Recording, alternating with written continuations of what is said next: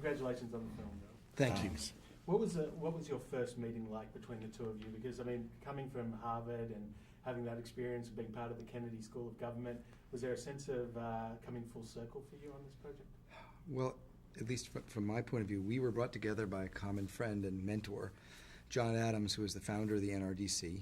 And John has been asking me to be involved in a project around these set of issues for some time. And he and Bobby have a long, close relationship, and Bobby was going to come and speak, as he often does, to support, in this case, another environmental group called the Catskill Mountain Keeper. And I had a chance to go up and listen to him, and as many people who get a chance to listen to Bobby, I found him compelling and moral and powerful and dramatically, engaged in a way that was inspiring. And I thought that a film with Bobby as part of it could be really an exciting way to cover these issues. Well, these issues, I mean, obviously in the film it addresses that it comes from a very young age for you, and obviously it's something that's also been passed on to your daughter. Is that sense of working for the environment or working for causes greater than yourself something that was innate in you or encouraged for you? Well, I think it's part of our family culture, and particularly the connection with West Virginia. There's a very strong connection to our family, within our family. Every Kennedy is aware that John Kennedy would not have been elected president were not for the people of West Virginia, and we enjoyed a strong bond with the people of West Virginia and Appalachia, specifically or generally afterwards. My father made many visits to West Virginia. He never forgot what the people there had done, never forgot the people that he met there.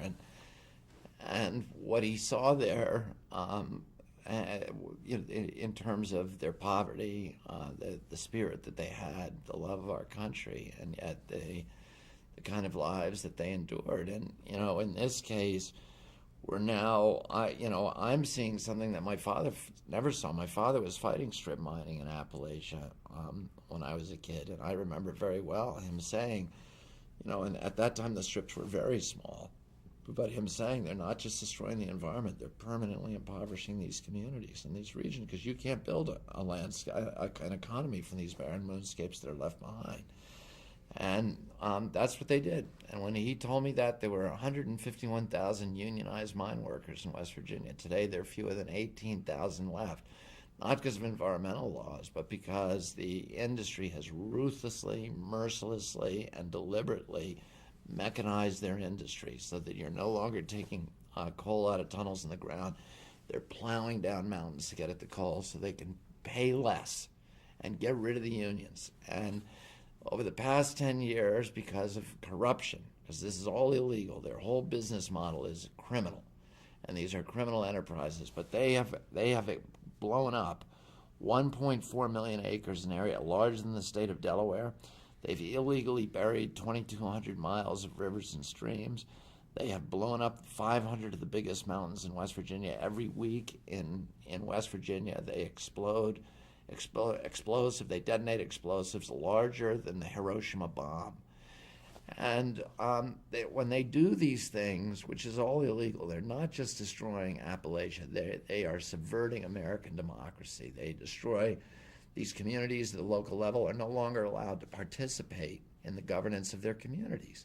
The transparency is gone from government because what they're doing is illegal, so they can't afford to shine the light on it. The agencies that are supposed to protect us from pollution become captured by the regulatory industries that they're supposed to regulate, and they become instrumentalities of their corruption.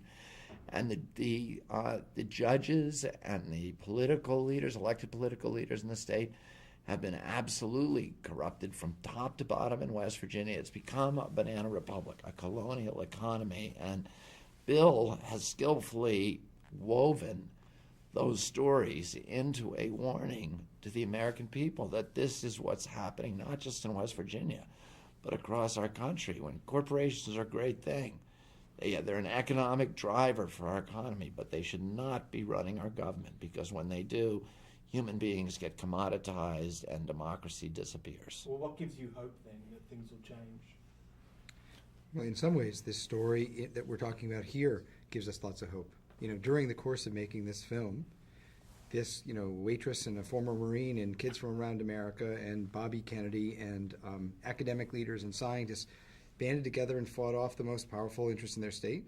The change in administration from the Bush administration to the Obama administration got us a new EPA, and the EPA stopped the newest and biggest mine that was going to open, the Spruce mine. They shut down a Massey operation in Kentucky. They shut down an Arch Coal operation.